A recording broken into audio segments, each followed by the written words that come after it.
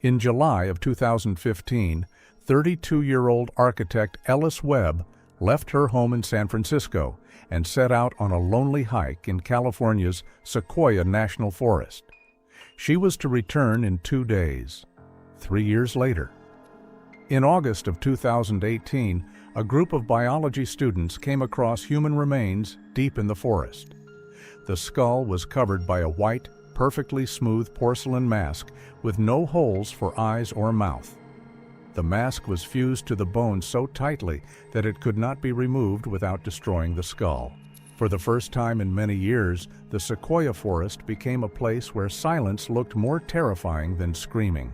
On July 24, 2015, at 7:20 in the morning, a parking lot camera on Folsom Street in San Francisco captured a gray Toyota 4Trainer SUV slowly pulling out of an underground exit. Behind the wheel is Ellis, a 32-year-old architect known around the Finch & Partners office for her cool professionalism and her habit of escaping for lonely hikes after completing major projects. She loved these escapes from the city, saying that only among the trees did she feel real. This time, the goal was the Sequoia National Forest, the John Muir Trail. 2 days of silence, a few miles of solitude, is a common way for her to clear her head before a new assignment. Before leaving, Ellis left a message for her sister Ava. "I'm leaving in the morning. I'll be back on Sunday. Don't worry, there's always a connection there." That was the last we heard from her. The drive to the forest takes about 5 hours. At a gas station near the town of Visalia, the cameras recorded her at 9:42. She bought a bottle of water, 2 energy bars, a map of the route, and calmly paid in cash. The saleswoman would later tell the police that the young woman looked confident, took her time, smiled. Then, at 12 o'clock 9 minutes later, her car was recognized on the cameras at the entrance to the John Muir Trail section. After that, there was no trace of her. The parking lot where Ellis left her car is a small one with a few spaces, surrounded by pine trees. When the Rangers arrived 3 days later, the SUV was standing upright, locked and unscathed. Inside, there was a wallet, a laptop, a camera, and a few drawings in a tube. On the seat was a completed travel receipt. Name, Ellis, route, John Muir, return, Sunday, July 26th. She had done everything right. She had reported the route, time, and point of return. And still she disappeared. When she didn't show up for work on Monday, her co-worker Jonathan first thought Ellis had simply decided to extend her weekend. But by the evening, her phone remained off. At 9 p.m., Ava filed a missing persons report. The next morning, July 28, an official search operation began. It involved rangers, local volunteers, and dog handlers. The weather was hot, the temperature was over 30 degrees, and the air was shivering above the ground. A helicopter with a thermal imager flew around the area several times a day, but there were no results. On the 3rd day of the search, one of the dog teams picked up the faint smell of human sweat along a narrow path that led down to a stream. Half a mile from the main route, among the thickets of oaks and pine needles, the rescuers came across an abandoned camp. The tent was set up and intact. Inside were a backpack with food, a sleeping bag, a bottle of water, and a journal with sketches and notes. It seemed that the woman had just left for a few minutes and did not return. The only thing missing was a phone and a small handheld flashlight. The things were lying neatly, as a person who plans to return would leave them. There were no signs of struggle, blood, or wild animals. The dog picked up the trail again, but it broke off at a rocky stream bank where the water flowed shallow and quiet. The rescuers later said that this place was like swallowing a smell. For several days in a row, they combed the area around them, 50 volunteers, dozens of miles of trails. At night, searchlights broke the darkness, but no new clues emerged. The report stated, "The trail is lost at a distance of approximately 300 yards from the camp. It is likely that the subject entered the water." However, the bottom of the creek was clean. No fragments of fabric, no shoes, nothing. Meanwhile, Ava stayed in the park.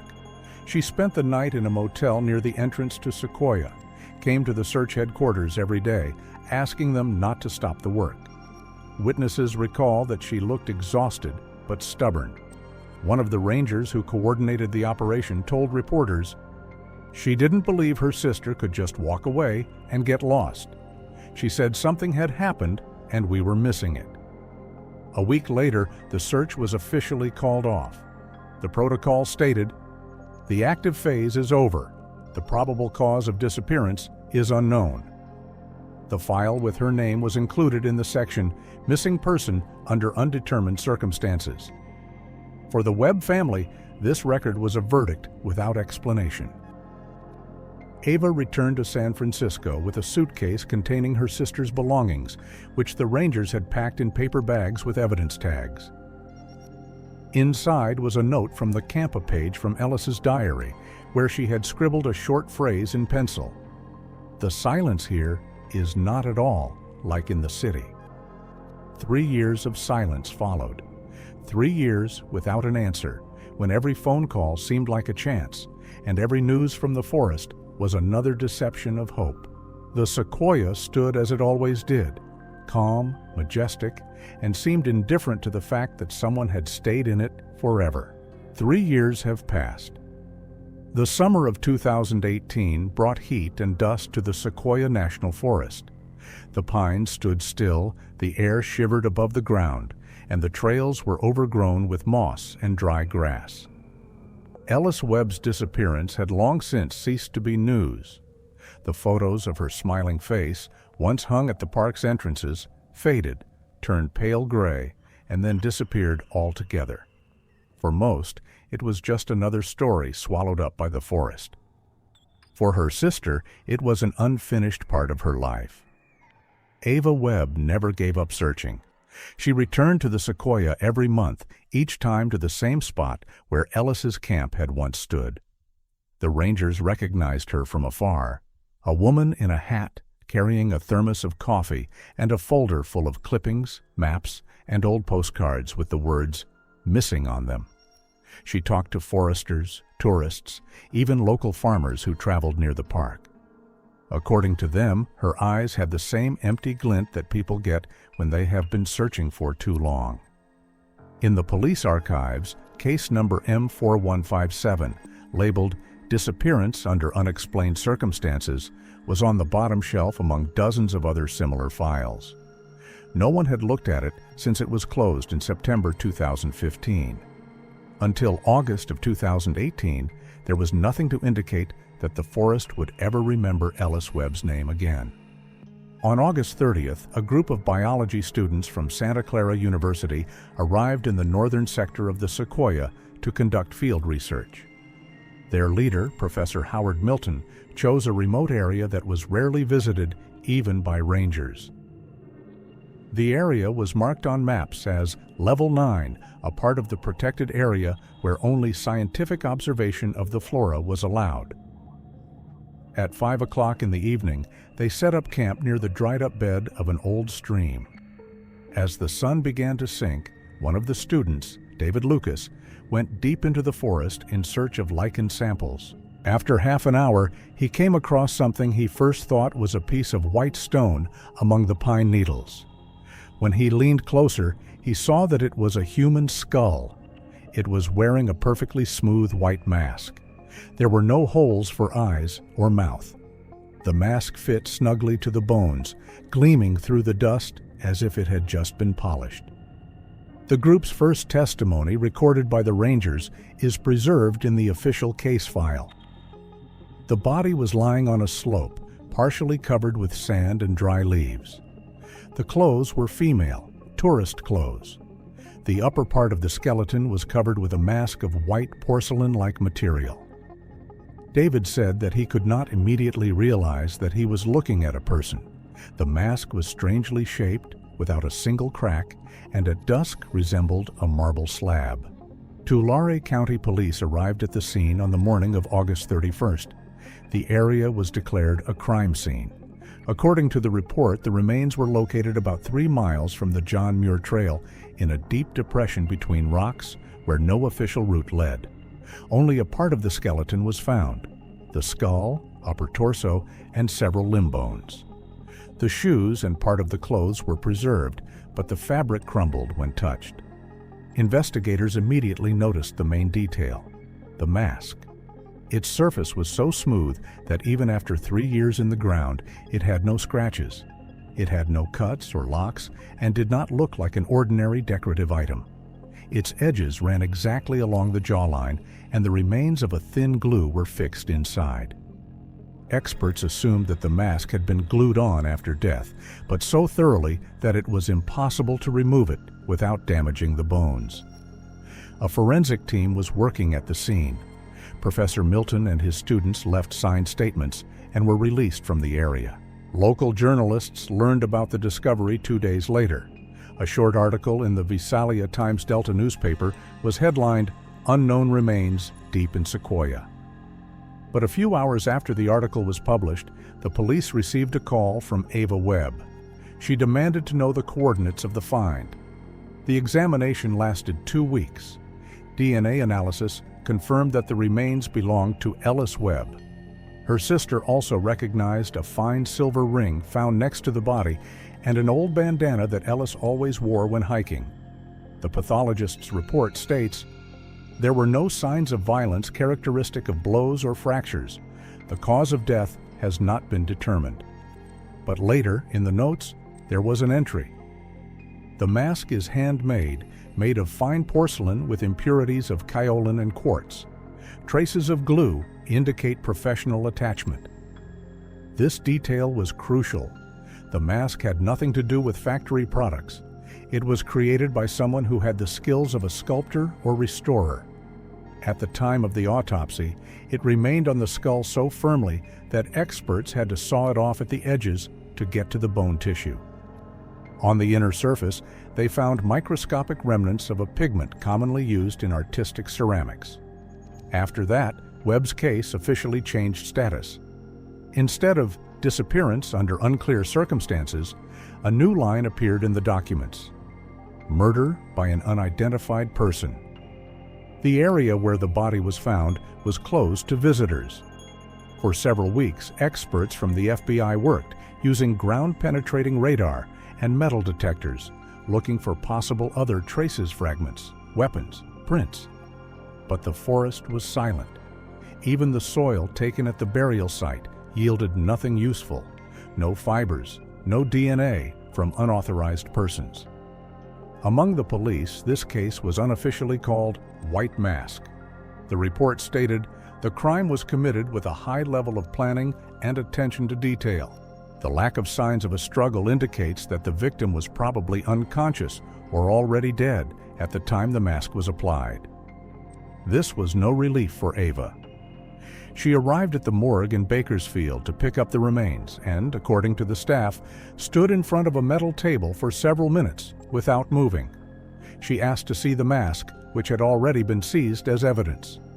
One of the forensic experts recalled that the woman only said, "She couldn't have worn it herself." After 3 years of silence, the forest finally returned Ellis's body. But along with it, it also gave away a mystery that could not be explained. The mask that was supposed to hide her face has now become the only face of this story. The investigation into Ellis Webb's death officially began on September 3, 2018. The case was handled by a task force headed by Detective Glenn Mercer of the Tulare County Crimes Against the Person Unit. He had 20 years of experience and a reputation for keeping up with even the oldest cases.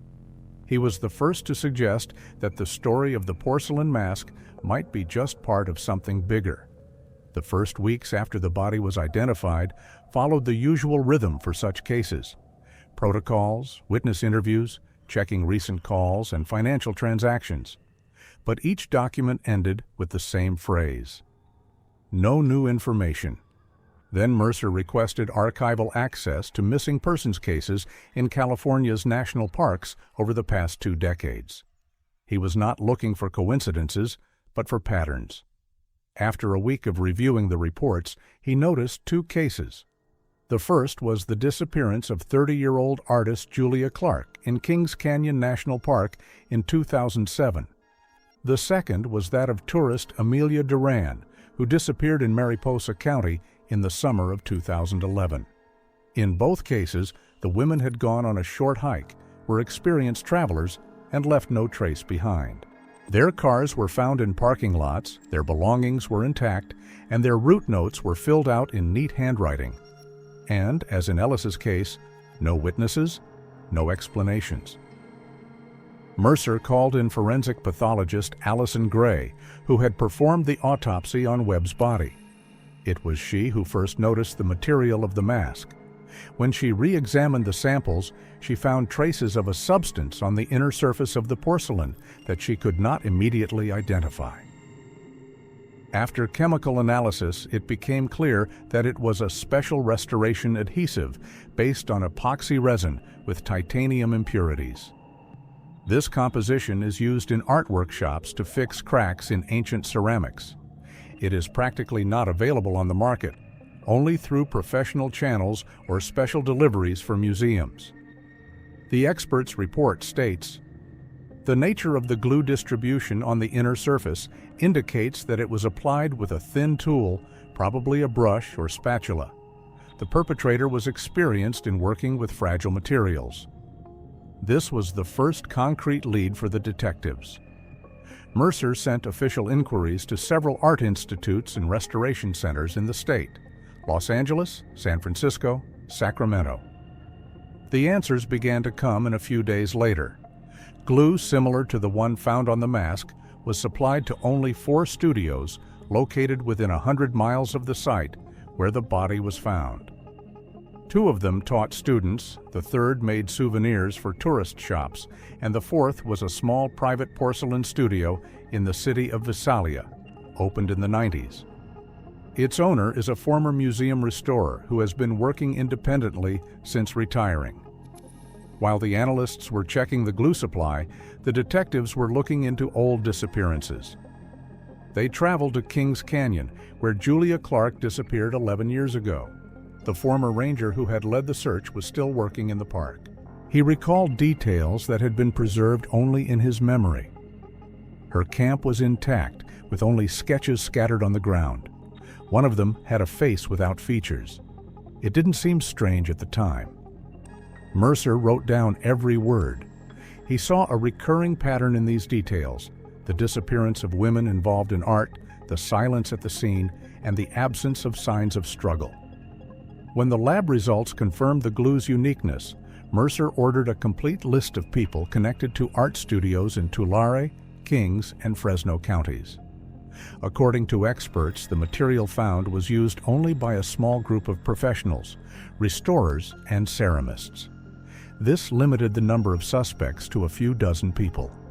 Among the documents seized during the procurement audit was an invoice dated June 2015. The customer was a private studio called Gray Crafts in Visalia. The order included exactly the type of glue that was identified on the mask. This date coincided with the month when Ellis Webb went on her last hike. Detectives went to the city to check out the studio. The report on the visit stated that the premises looked neat. The facade was decorated with handmade porcelain, masks, vases, small figures. The workshop was working officially, had a license, but there was no information about the owner in the register, only an old phone number. Calls went unanswered. Mercer instructed forensic scientists to conduct a comparative analysis of the clay samples found in the studio with the dust left in the pores of the mask. The results were due in a few weeks. At the same time, police began to investigate other similar cases across the state. A report dated September 19th stated, "The similarities between the Clark, Duran, and Webb cases are the age of the victims, their occupations, and the fact that they all disappeared near national parks. It is likely that the offender is operating within a familiar area, has survival skills, and artistic abilities." For the sheriff's office, this no longer looked like an isolated murder. When the photographs of the 3 women, Julia, Amelia, and Ellis, appeared on the detective's desk. Mercer looked at them for a long time. All of them had calm, confident faces, the type of women who don't look for danger, and each had an art-related profession. That same week, a new paragraph was added to the forensic report on the glue. It said that the substance contained mica particles with a characteristic golden hue, a rare component used only in decorative coatings for high-end porcelain. This fact finally confirmed that the mask was created not by an amateur, but by an experienced craftsman. This is how the version of the artist-performer emerged, a person who not only kills, but turns his victims into an element of his own work. The internal report signed by Detective Mercer ended with a short phrase: "We are not looking for a hunter, we are looking for an artist." On October 5, 2018, Detective Glenn Mercer and his team obtained a search warrant for a private porcelain studio in the Visalia that appeared on a purchase list for a rare restoration glue. The name on the facade is Gray Crafts Studio. The small sign above the old wooden door was barely visible through the dust. The premises were located on the outskirts of the city, next to a car repair shop and a furniture warehouse. The place looked remote from everything, and that's what immediately attracted the investigators' attention. The owner of the studio was Jonathan Gray, a man of about 65, a former museum restorer. He had worked in Los Angeles until the mid-90s, then left the service due to health problems and settled in Visalia. According to his neighbors, he lived alone, did his own artistic things, and rarely left the neighborhood. One of them, a pensioner from a neighboring building, recalled, "He hardly ever socialized. In the morning, he would go out into the yard, grind something, or carry large white molds in his hands. In the evening, the light in the workshop was on until midnight." When the detectives arrived at the address, Gray met them calmly. He did not object to the search, read the warrant carefully, opened the door, and said he had nothing to hide. The police report states, "The suspect's behavior was calm, with no signs of panic or resistance. The interior of the room was sterile. Along the walls there were shelves with porcelain vases, masks, and small figurines. Everything was done in a uniform manner, smooth lines, cold whiteness, and the absence of any facial features." Forensic experts noted that some of the works are extremely similar in technique and proportions to the mask found on Ellis Webb's skull, especially the way the glaze was applied and the microscopic grooves along the inner edge, which served to make it fit the surface more closely. In one of the cabinets, investigators found several jars of the same brand of restoration glue that appeared in the forensic report. When asked about this, Gray explained that he procured the materials through museum suppliers where he still had friends, and that such glue was part of normal restoration practice. He did not seem embarrassed. According to Detective Mercer, he answered calmly, did not avoid eye contact, and willingly explained the process of porcelain making. When asked about Ellis Webb, he answered briefly, "I don't know who that is. I rarely read the news." The search yielded several porcelain molds, a photo archive on an old hard drive, and a workbook with notes on firing and kiln temperatures. No obvious evidence linking Gray to the crime was found. But the detectives did notice one detail, a table covered with a cloth at the far end of the workshop. Under it, they found a half-completed work, a smooth mask without cuts, with pencil marks along the inner edge. It clearly showed fingerprints in a layer of clay that had not yet dried. Experts made an impression to compare it with Gray's own prints. After the search, he was invited for questioning. The protocol recorded that he arrived voluntarily, without a lawyer. When asked where he was in July 2015, when Ellis Webb disappeared, Gray replied that he was in Sacramento at an antique tableware show. He even gave the name of the hotel, but the police found out that the booking records for those dates had not been preserved. The alibi turned out to be unverifiable. According to a former colleague who worked with him at the museum, Gray had a reputation as a meticulous but reserved professional. She recalled that he was painfully sensitive to carelessness, especially when it came to antiquities. Sometimes he would say that true beauty is in the perfection of form, not in faces, because faces always spoil an idea. This phrase was later quoted in an official dossier as characteristic. Mercer carefully studied Gray's past. In the museum's archives, he found several complaints about his behavior. He allegedly clashed with visitors and once threw away a broken sculpture, saying that such things have no right to exist. After that, he was fired by agreement. 10 years later, he registered a studio in the Visalia, officially to hold workshops and sell porcelain products. In reality, according to neighbors, no one ever saw any students or clients. After inspecting the workshop, the forensic experts made a report. The materials found at the site confirmed the presence of technical skills necessary to manufacture items similar to the mask from the crime scene. No direct evidence of the owner's participation in the murder was found. However, the detectives came to a consensus that there were too many coincidences to be coincidental. A new section appeared in the unofficial police records. Suspect number 1, Jonathan Gray. After that, he was placed under surveillance. 2 plainclothes operatives were on duty near his house, and 2 more checked his movements around the city. During the first weeks, nothing suspicious happened. Gray spent most of his time in the studio, sometimes traveling to the city center to buy materials at an art supply store. His routes were repeated, his behavior remained familiar. However, Mercer had the feeling that there was something hidden behind this calmness. He looked at the photos from the studio again and again. The smooth, faceless masks on the shelves looked at nothing, and each had the same proportions, like a cast from an unknown template created for someone specific. Formally, the case remained open, but without sufficient evidence, the arrest warrant was rejected. Jonathan Gray continued to live his usual life, returning every day to his white, silent studio, where even the dust seemed to fly carefully so as not to spoil the perfect silence. November 2018. The Ellis Webb case had been in the archival status of in progress for several months when Detective Glenn Mercer ordered analysts to return to the smallest details of Jonathan Gray's biography. It seemed that all the facts were already known: a recluse, an artist, a former restorer. But experienced investigators knew that the most important thing is not in the actions, but in the traces of them.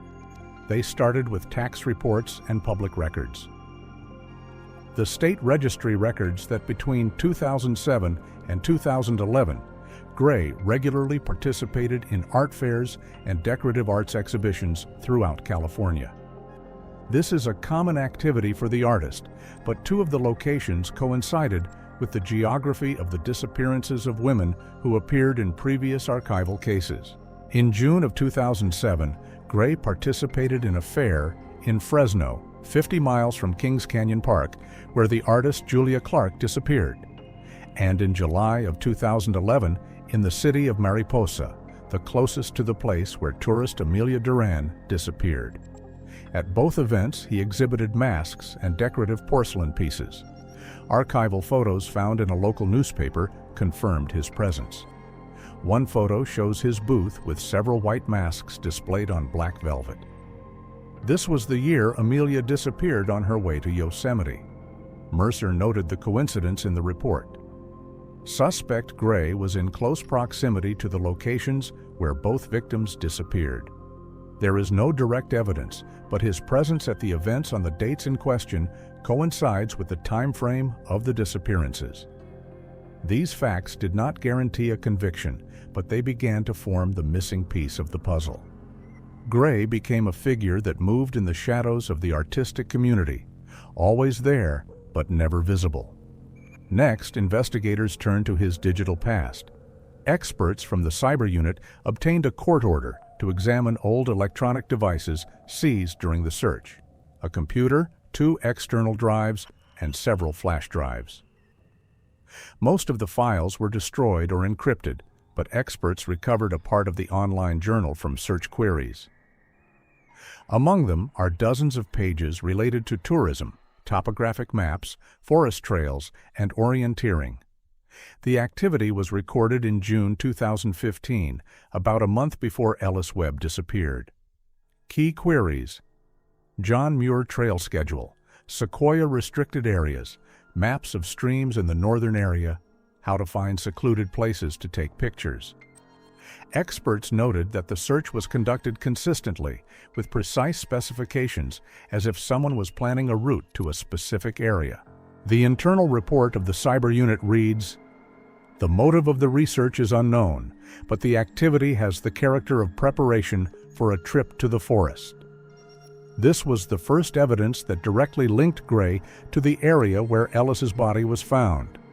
However, prosecutors demanded something more tangible than coincidence. Without physical evidence or a confession, the case could have fallen apart in court. The detectives decided to proceed cautiously. After several meetings, Mercer filed a request with the court for permission to wiretap Gray's studio. The argument was possible involvement in a series of murders with an artistic motive. The judge agreed, subject to the strict confidentiality of the operation. On November 15th at 3 in the morning, a technical team quietly entered Graycraft's studio. All actions were recorded on cameras.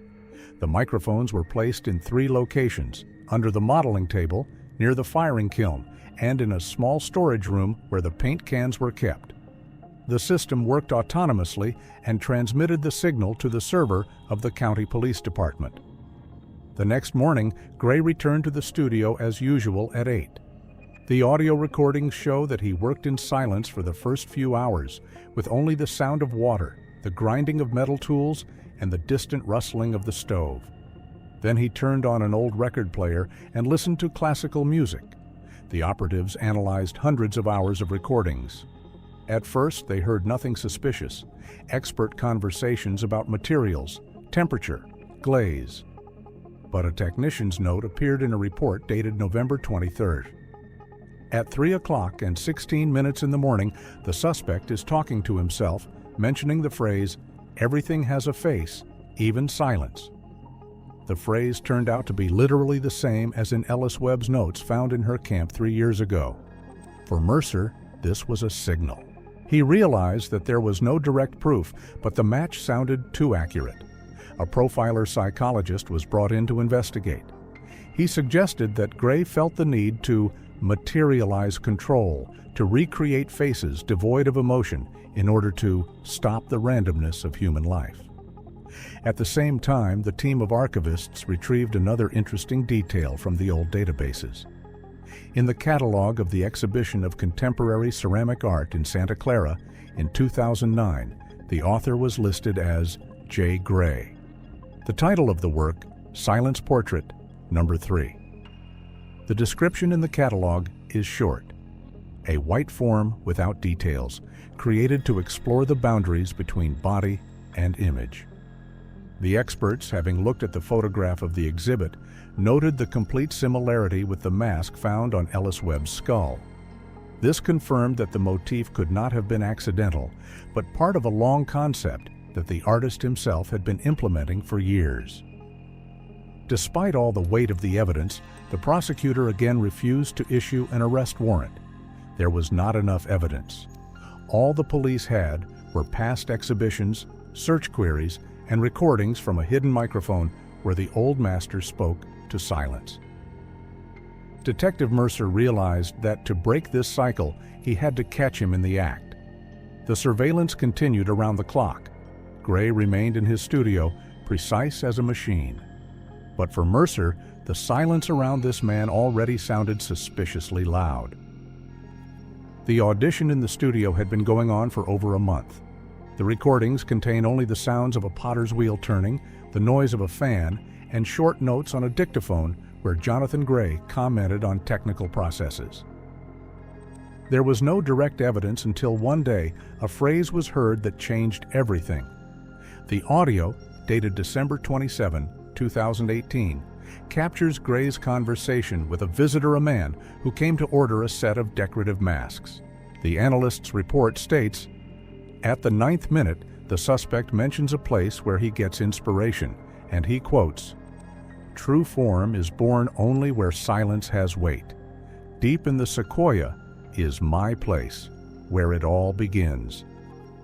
Detective Glenn Mercer immediately ordered a check of all of Gray's known travels over the past 3 years. Using bank statements and surveillance footage, they were able to trace his movements. Although most of his transactions were in cash, one transaction stood out: a rent payment for a small warehouse in the town of Trilling Pines, 40 miles from Sequoia National Park.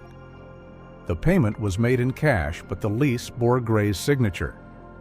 Trilling Pines is a small community of less than 2,000 people, a former logging town.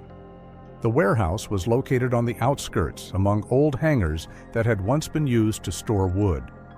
The owner, a 60-year-old farmer named John Kelly, told investigators that the tenant was a quiet older man with a neat beard who came every few months in a dark gray pickup truck. According to him, he never stayed for long. He just came in, checked the lock, sometimes took out some boxes. I thought they were old materials for his shop. Mercer decided to act immediately. On December 28, a district judge issued a secret search warrant for the warehouse. The operation was scheduled for the morning of the 29th to reduce the risk of attracting attention. When the police team arrived, everything looked abandoned. Rusted doors, dust on the steps, cobwebs in the windows. It was quiet and cool inside. The investigators turned on the spotlights, and a scene that looked more like a laboratory than a warehouse gradually opened up before them. Along the walls were wooden tables covered with a thin layer of gypsum dust. On the shelves were jars of enamels, rolls of transparent film, and bags of white clay. In the center is a work table with dried casts of masks, some of which were cut in half, as if they were used as molds. Forensic experts began to record everything on video. There were old newspapers and sketch sheets on the floor. One of the detectives noticed a series of photographs attached to the board wall with buttons.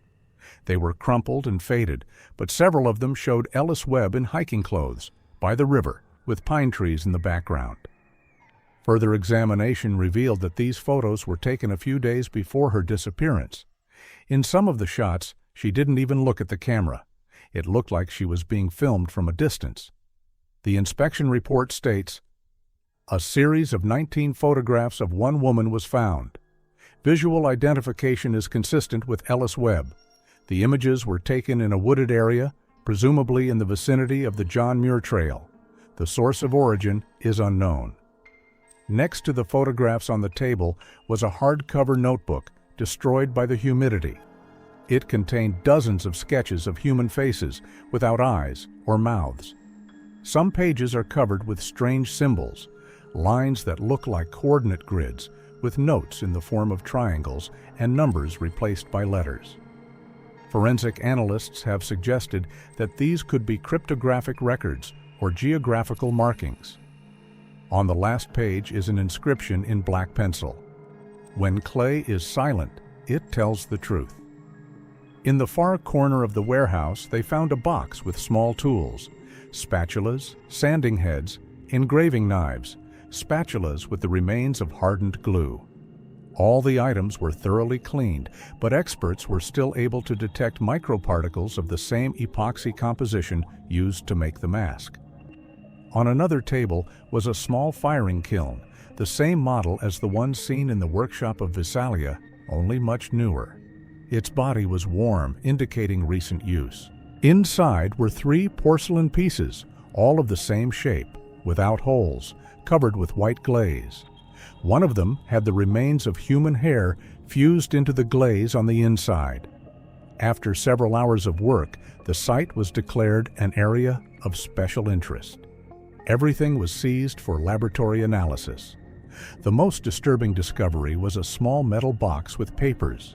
It contained several unsigned envelopes, old checks, fragments of maps with markings, and small bags of clay of various colors. On the back of one sheet was written in neat handwriting, SM Level 9. When the police checked the fingerprints on the found objects, Some of them matched Jonathan Gray's prints taken during the previous interrogation. This was the most serious evidence of his direct presence in the warehouse. But Gray himself was not there at the time of the search. According to the owner of the premises, the last time he appeared was about 2 weeks ago when he brought several boxes and drove a pickup truck toward a national park. A report from the Tulare County Police Department noted, "The facility exhibits the hallmarks of a systematic activity aimed at manufacturing porcelain molds. There is direct evidence of a connection between the subject and suspect, Jonathan Gray. The next step is to identify possible off-site storage or manufacturing locations." Detective Mercer spent a long time reviewing the recovered photographs of Ellis Webb. Each of them was taken from the same distance, as if someone had been watching her for days, waiting for the right moment. Among the fragments of plaster and dust, they found the shadow of her last hours and a hint that Gray had not stopped then, in the summer of 2015. For each mask on the shelves had a new, unfinished outline. In January of 2019, the police department's cryptographers completed the decryption of the diary entries found in Jonathan Gray's warehouse. The symbols, which at first glance resembled messy lines, turned out to be a set of coordinates. Each letter did not represent a number, but a direction: north, west, up, down. With the help of a special program, we were able to recreate a map of the area leading to the southern border of the Sequoia National Forest. There, among the steep hills and old cedars, a place with a short note was marked SM, Level 9. Detective Glenn Mercer requested a geological map of the region. In the area where the coordinates converged, there was indeed an abandoned mine that had been closed at the beginning of the 20th century. In the archives, it was listed under the code name Santa Maria. It was separated from the road by about 6 miles of thickets and steep gorges. According to local rangers, even hunters rarely went there because of the unstable soil and dangerous landslides. On January 25th, the police launched an expedition. Together with a group of forensic experts, specialists from the Search and Rescue Service, equipped with drones and portable georadar, went out. The weather conditions were difficult: cold, fog, and ice on the trails. The team leader's report stated, "The area is inaccessible, located at an altitude of over 4,000 feet. The feeling of complete isolation." After 3 hours of searching, the drone spotted a suspicious rectangular shape among the trees that looked like the entrance to an attic. The group moved there on foot. Where the main entrance used to be, there was now a half-filled archway covered with stones. Inside was a narrow passageway that stretched about 20 yards into the depths. The air was cold, with a pungent smell of damp earth and metal. Under one of the side slopes, the experts came across signs of fresh intervention. The ground had been dug up recently, the top layer still retaining moisture. When they carefully removed several boards, they found a wooden hatch. Underneath it was a staircase that went down into a narrow underground space. The flashlight snatched out of the darkness flat plywood walls and a small room about 10 by 10 feet. What they saw inside resembled a museum archive, but with a sinister twist. On the shelves were dozens of boxes labeled in neat handwriting: Clark, Durand, Webb. Each one contained personal items: jewelry, watches, scraps of fabric, burnt fragments of photographic film. On the floor were 2 wooden boxes containing unfinished porcelain masks. They were thin, translucent, with pencil marks along the edges. Everything indicated that work was continuing on the project that Gray once called Portraits of Silence. On one of the walls hung a board with photos pinned to it.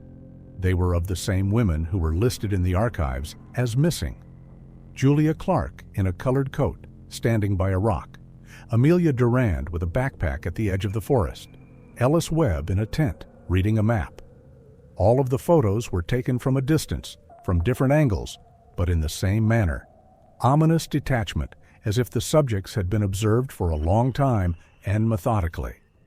In some of the shots, the silhouette of a man can be seen in the background, blurry but similar to Gray. Forensic scientists worked carefully, taking prints from each object. They found several DNA fragments that matched the profiles of two women who had disappeared many years ago. This became the decisive evidence. The case was now classified as a series of premeditated murders. One detail was particularly alarming. On the floor, near the desk, was a large sheet of paper with marked circles and a signature at the top. Unfinished sketch. The drawing resembled a map of the area, with marked points forming a kind of spiral. In the center was the letter S, and next to it was the word silence. Experts later suggested that it could be a map of the places where he planned to create his next works. A metal container with substances similar to glue and paint was found in a small cabinet-like box. Gray's fingerprints were found on the jars. Next to it were several bottles labeled PORCELAIN, dating from the same year Ellis disappeared. All of the items were carefully packed and sent to the lab. An oppressive silence reigned underground. One of the experts later wrote in a report, "The impression is that we are in a place created not for storage, but for contemplation. Everything is on display as part of an exhibition." At the exit of the mine, the group came across another strange detail. A small wooden stand with a clay tablet with a woman's palm print on it. Next to it was a sign that read, "Level 9." No one could explain what it meant. After the examination, the area was closed. The entrance to the mine was sealed, and surveillance cameras were installed above it. The detectives realized that they were dealing with a well-planned system. Everything indicated that Gray had used the mine as a private hideout, a place where he kept not only the materials, but also the very history of his crimes. Mercer stood at the entrance for a long time, staring at the darkness that swallowed the light of the lanterns. A short note remained in his notebook. "When art becomes silence, it demands a voice. Find it before it speaks." After that, the headquarters began preparing the operation. Jonathan Gray was no longer just a suspect. He was the target of a major investigation that was to end in the very forests where it all began. In early February of 2019, surveillance of Jonathan Gray went into around-the-clock mode. The operation was codenamed Silence. Detective Glenn Mercer coordinated a group of 12 agents who were on duty near his home in Visalia and monitored his every move. After the discovery of the mine, no one doubted that Gray knew the circle was closing. But he acted as if nothing had happened. He left the house to get materials, returned at a certain time, and continued to work in the studio. His outward calmness only increased his anxiety. On February 17th, at 24 hours 43 minutes, a surveillance camera recorded Gray leaving the house without turning off the light in the studio. He was carrying a backpack and a small case that looked like a toolbox. Instead of his usual pickup truck, he got into a rented dark-colored SUV and drove off toward the mountains. The agents following him had to drive without headlights to avoid giving away their pursuit. His route was through a highway that led directly to the northern entrance of the Sequoia National Forest.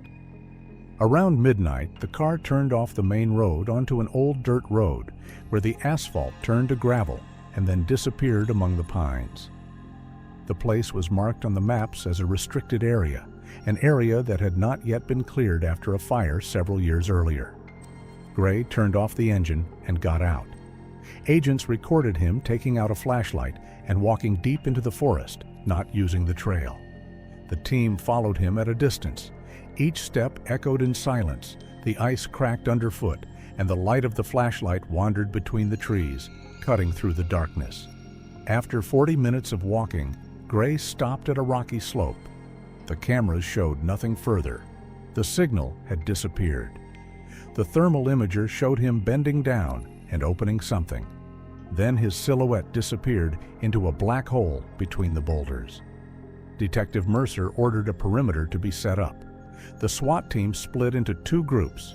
One remained outside, while the other, equipped with flashlights and body armor, cautiously moved toward the entrance. What looked like a crevice from afar turned out to be a narrow cave covered with branches and stones. Around the first bend, a small room opened up, looking like an underground closet. The air was thick with the smell of dust and burnt clay. When the light hit the walls, everyone realized where they were. Inside was a table filled with tools, jars of paint, pieces of porcelain, and clay casts. On the central surface was a fresh, still wet mask covered with a towel. Next to it was a bowl of water, a sponge, and perfectly arranged spatulas. Everything showed that the work had been going on before they arrived. But the worst was waiting on the back wall. There was a large map of the West Coast from Washington to California. There were dozens of red marks on it. Each one was accompanied by a small sheet of paper with an inscription: name, date, place. Among them are familiar names to the detectives. Clark, Kings Canyon Park, July 2007. Duran, Mariposa County, August 2011. Webb, Sequoia, July 2015. Next to other marks are names that the police had never seen before. These could be unknown victims who have not yet been reported. In the right corner of the cave was an old camera on a tripod pointed directly at the desktop. In the container under it were several flashcards, film, and some of the pictures had already been developed. On them are masks suspended on thin ropes with captions under each: Stage 1, Stage 2, Before the Silence. Forensic experts later found that some of the photos were taken inside the same mine that was found a month ago. While the team was recording the find, they heard a rustling from the depths of the cave. One of the agents shone a flashlight and saw Gray. He was standing against the wall, holding a small cutter covered in white clay. His clothes were dusty and his eyes were calm. According to the participants of the operation, he did not try to escape and did not say a word. He just quietly put the tool on the table and raised his hands. The detention took place without resistance. The report states, suspect Gray, Jonathan, was brought in at 3:15 in the morning with no signs of alcohol or drug intoxication.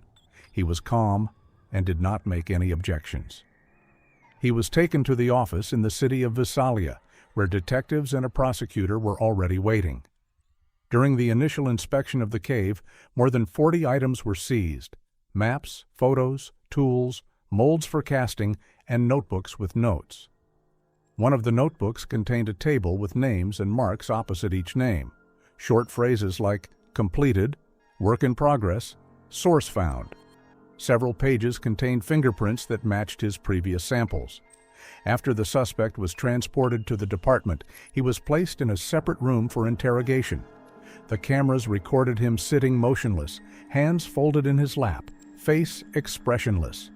He did not answer the detectives' questions about his motives, only nodded briefly, as if listening to music that no one could hear. A doctor present during the interrogation described his condition as emotionally stable but distant. After a day of silence, Gray signed a report of familiarization with the evidence. The signature was neat, without any wobble in his hand. He was charged with 3 counts of premeditated murder with extreme cruelty, unlawful detention of persons, and destruction of evidence. The prosecutor's office immediately filed a motion for life imprisonment. When forensic experts examined the mask found in the cave, it turned out that it had not yet been fired. On the inner surface, there were traces of the same glue that Gray used in his previous works, mixed with particles of human epidermis. All the materials were transferred to the FBI, where they confirmed the full correspondence to the criminal's handwriting. In an internal report, Detective Mercer wrote, "The subject acted with cold methodicality, motives unknown, probably viewed his actions as a process of creation. Each victim is part of a larger plan." After his arrest, Jonathan Gray did not say a word.